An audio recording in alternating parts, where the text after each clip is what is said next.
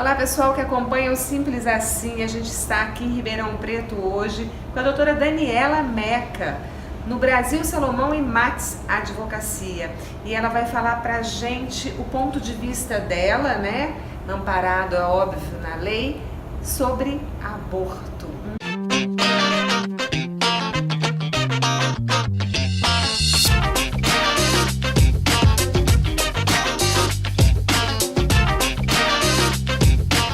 Boa noite, Renata, muito obrigada. Eu que agradeço a oportunidade. O tema é polêmico, mas precisa ser tratado. Precisa. Né? Quando você vai apresentar um argumento pró-vida, todo mundo acha que é só um argumento religioso ou um argumento moral. E o que as pessoas não sabem é que tem amparo jurídico para proteger a vida desse bebê que está sendo gestado e que a lei chama de nascituro.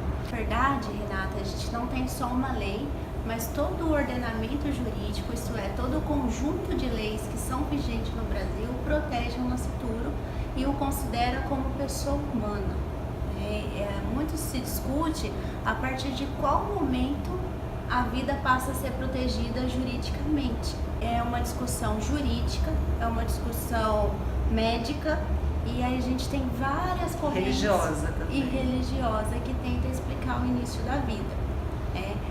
Eu posso apresentá-las, mas dizendo de forma muito simples, a corrente que me convence e que tem convencido grande parte dos juristas que determina o início da vida é a visão genética, que ela diz que a vida começa a partir do momento que eu tenho o embrião, o encontro do espermatozoide com o óvulo que gera o embrião, e a partir desse momento eu tenho uma vida humana e essa vida é merecedora de tutela jurídica.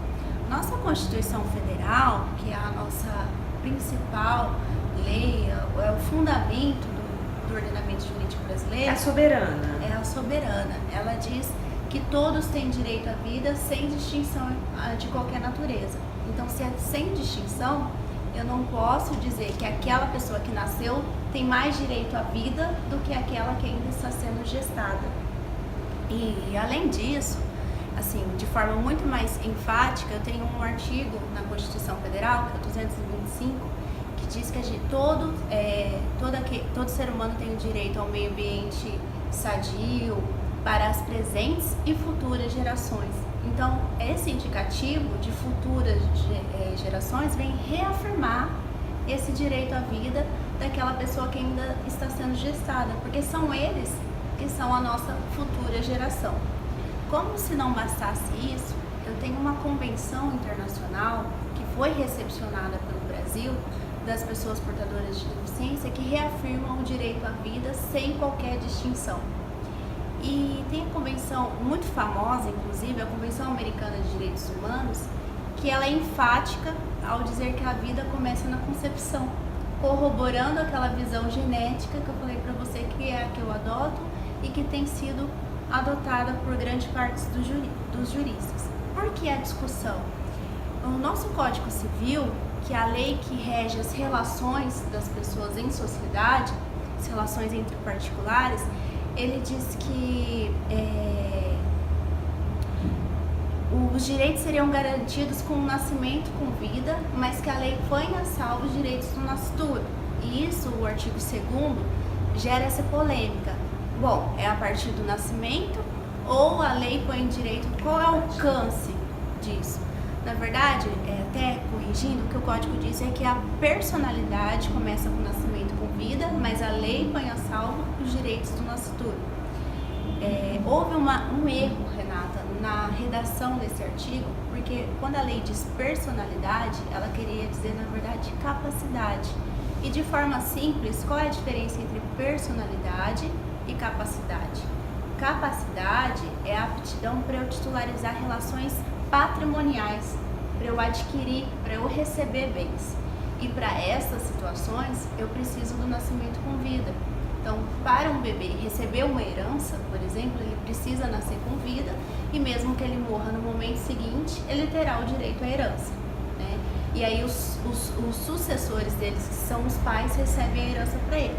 Então, para as relações patrimoniais, eu preciso do nascimento com vida. Para as relações existenciais, eu não preciso do nascimento com desenvolvida. A partir do momento que eu tenho uma vida sendo gestada, ela já titulariza direitos de ordem existencial, que é o que a gente chama de personalidade. O que são esses direitos de ordem existencial?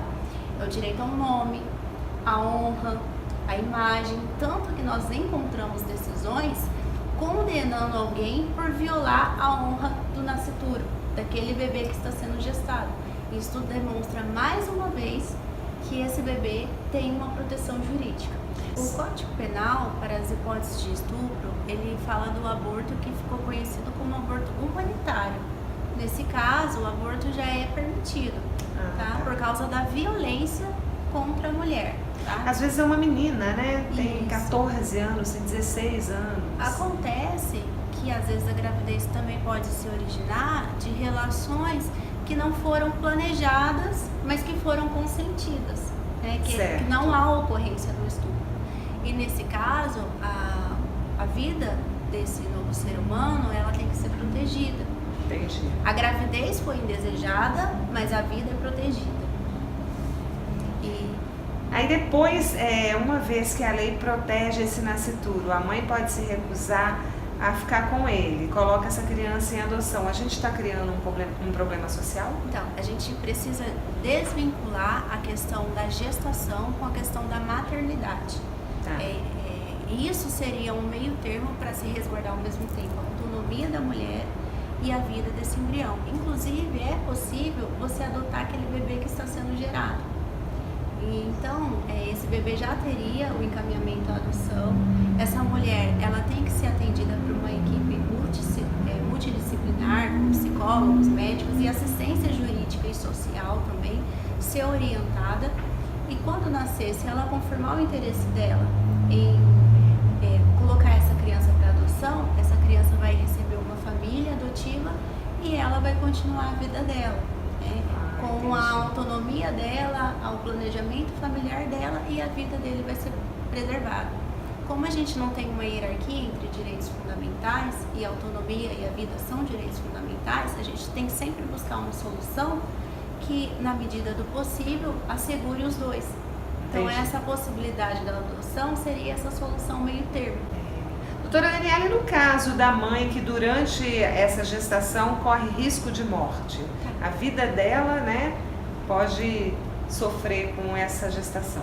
Nesse caso, não é criminalizado o aborto também, que é o aborto necessário.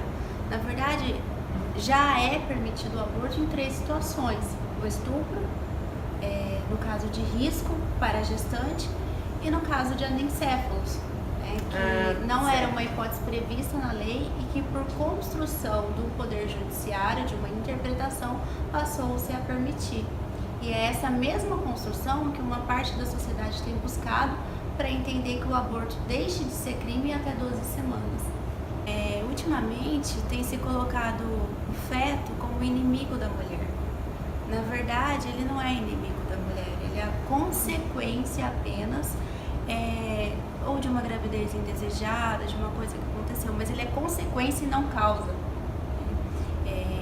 Eu entendo sim toda a autonomia da mulher, os direitos que ela tem ao planejamento familiar, a escolha de suas liberdades, mas tudo isso não tem argumento suficiente para interromper uma outra vida, porque essa outra vida vale tanto quanto a dela e tem uma vasta gama de direitos para assegurar isso. Então, assim, só fazendo contraponto, a gente, ao pensar sobre o aborto, a gente tem um outro sujeito merecedor de tutela, que é essa criança, o nascituro. E para todos vocês, um grande abraço e até a próxima.